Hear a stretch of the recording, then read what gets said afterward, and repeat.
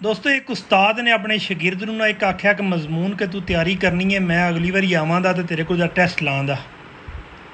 ਹੋਇਆ ਕੀ ਹੈ ਕਿ ਜਨਾਬ ਉਹ ਜਦ ਦਿਨ ਆਇਆ ਨਾ ਤੇ ਉਸਤਾਦ ਆਇਆ ਟੈਸਟ ਲੈਣੇ ਵਾਸਤੇ।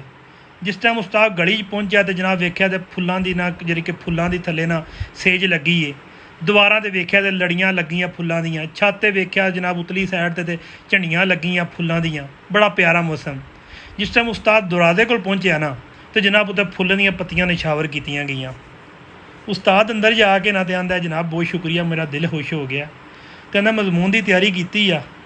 ਆਂਦਾ ਉਸਤਾਦ ਜੀ ਗੱਲ ਹੈ ਵੇ ਕਿ ਮਜ਼ਮੂਨ ਦੀ ਤਿਆਰੀ ਕਿਉਂ ਨਹੀਂ ਕੀਤੀ, ਮੈਂ ਤੁਹਾਡੇ ਯਾਨੀ ਕਿ ਇਸਤਕਬਾਲ ਵਾਸਤੇ ਇੰਨਾ ਕੁ ਬਿਜ਼ੀ ਸਾਂ ਕਿਉਂਕਿ ਮੈਨੂੰ ਤੁਹਾਡੇ ਨਾਲ ਬੜੀ ਮੁਹੱਬਤ ਪਿਆਰ ਉਲਫਤ ਹੈ ਚਾਹ ਤੇ ਮੈਂ ਤੁਹਾਡੀ ਬੜਾ ਇਹਤਰਾਮ ਕਰਨਾ ਇੱਜ਼ਤ ਕਰਨਾ ਵਾ।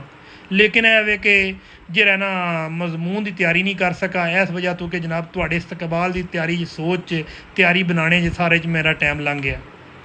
ਉਸਤਾਦ ਨੇ ਆਖਿਆ ਗੱਲ ਹੈ ਕਿ ਮੇਰੀ ਨੂੰ ਤੁਹਾਡੀ ਜਿਹੜੀ ਜਜ਼ਬਾ ਜਿਹੜਾ ਨਾ ਉਲਫਤ ਮੁਹੱਬਤ ਬੜੀ ਪਸੰਦ ਆਈ ਹੈ, ਲੇਕਿਨ ਇਹ ਵੇ ਕਿ ਜਿਹੜਾ ਮੇਰੇ ਆਉਣੇ ਦਾ ਮਕਸਦ ਹੈ ਨਾ ਉਹ ਮਕਸਦ ਤੁਹਾਡੀ ਪਸੰਦ ਨਾਲ ਨਹੀਂ, ਯਾਨੀ ਕਿ ਉਹ ਸ਼ਾਗਿਰਦ ਨੂੰ ਆਖਿਆ ਤੇਰੀ ਪਸੰਦ ਦੇ ਨਾਲ ਮੇਰਾ ਮਕਸਦ ਨਹੀਂ, ਬਲਕਿ ਉਹ ਮਕਸਦ ਮੇਰੀ ਪਸੰਦ ਨਾਲ ਹੈ ਕਿ ਜੋ ਕੁਛ ਮੈਂ ਤੈਨੂੰ ਦੱਸਿਆ ਸੀ ਤਿਆਰੀ ਕਰਨੇ ਵਾਸਤੇ ਤੂੰ ਉਹ ਕੀਤੀ ਹੈ ਕਿ ਨਹੀਂ।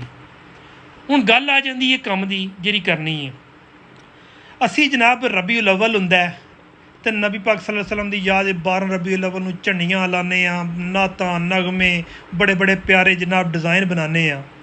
ਲੇਕਿਨ ਜੇ 12 ਰਬੀਉਲ ਅਵਲ ਲੰਘ ਜਾਂਦਾ ਤੇ ਜਾਂ ਫਿਰ ਰਮਜ਼ਾਨ ਹੁੰਦਾ ਬਾਤਾਂ ਕਰਨੇ ਆ, ਸਦਕੇ ਦਿੰਦੇ ਆ, ਸਾਰਾ ਕੁਝ ਕਰਨੇ ਆ, ਜਾਂ ਵਕਤ ਲੰਘ ਜਾਂਦਾ ਤੇ ਜਾਂ ਫਿਰ ਕੁਰਬਾਨੀ ਹੁੰਦੀ ਏ, ਕੁਰਬਾਨੀ ਕਰਨੇ ਆ ਉਸ ਦਿਨ ਗਰੀਬਾਂ ਨੂੰ ਦਿੰਦੇ ਆ, ਉਹ ਵੀ ਵਕਤ ਲੰਘ ਜਾਂਦਾ। ਤੇ ਬਾਕੀ ਦਿਨ ਜਨਾਬ ਅਸੀਂ ਜਨਾਬ ਉਹ ਜਿਹੜੀ ਕਿ ਨਾ ਇੱਕ ਦਿਨ ਖੁਸ਼ੀ ਮਨਾ ਲਈ, ਯਾਨੀ ਕਿ ਉਲਫਤ ਦਾ ਇਜ਼ਹਾਰ ਕਰ ਲਿਆ ਅੱਲਾਹ ਤਾਲਾ ਦੇ ਨਾਲ ਆਪਣੇ ਨਬੀ ਦੇ ਨਾਲ, ਫਿਰ ਬਾਅਦ ਭੁੱਲ ਜਾਂਦੇ ਆ।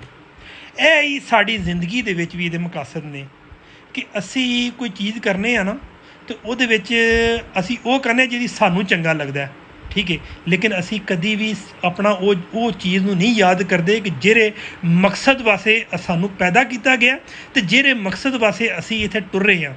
ਹੁਣ ਸਾਡਾ ਮਕਸਦ ਕੀ ਨੇ ਤੇ ਬੇਸ਼ੱਕ ਇਸਲਾਮ ਨੂੰ ਅਪਣਾਇਆ ਹੈ ਵੇ, ਅਸੀਂ ਆਪਣੇ ਇਸ਼ਕ ਰਸੂਲ ਦਾ ਵੀ ਬਹੁਤ ਜ਼ਿਆਦਾ ਜਿਹੜਾ ਨਾ ਕਰਨੇ ਆ, ਇਜ਼ਹਾਰ ਕਰਨੇ ਆ ਲੱਬੈਕ ਯਾ ਰਸੂਲੁल्लाह, ਲੇਕਿਨ ਇਹ ਵੀ ਕਿ ਅਸੀਂ ਇੱਕ ਚੀਜ਼ ਨੂੰ ਭੁੱਲ ਗਏ ਹਾਂ ਕਿ ਜਨਾਬ ਜਿਹੜਾ ਸਾਡਾ ਮਕਸਦ ਹੈ ਨਾ ਉਹਨੂੰ ਅਸੀਂ ਉਹਨੂੰ ਇਗਨੋਰ ਕਰ ਰਹੇ ਹਾਂ।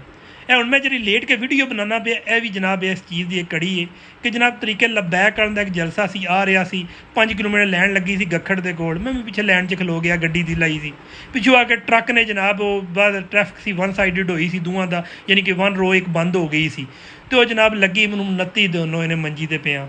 ਉਹ ਜਨਾਬ ਉਹ ਹੀ ਮੁਹੱਬਤ ਹੈ ਜਨਾਬ ਲੱਬੈਕ ਕਰਨ ਦੀ, ਅੱਲਾਹ ਤਾਲਾ ਉਹਨਾਂ ਦੀ ਉਮਰ ਦਰਾਜ਼ ਕਰੇ ਤੇ ਜਨਾਬ ਉਹਨਾਂ ਹੋਰ ਦੇ। ਅਤੇ ਵਜ੍ਹਾ ਕੀ ਸੀ ਜਨਾਬ ਜੀ ਅੱਗੇ ਜਨਾਬ ਅਮੀਰ ਸਾਹਿਬ ਨੇ ਤੇ ਅਮੀਰ ਸਾਹਿਬ ਹੁਣ ਵਾਪਸ ਆ ਰਹੇ ਨੇ ਤੇ ਉਹਨਾਂ ਦੀ ਖੁਸ਼ੀ 'ਚ ਆਤਿਸ਼ਬਾਜ਼ੀ ਕਰਨੀ ਹੈ।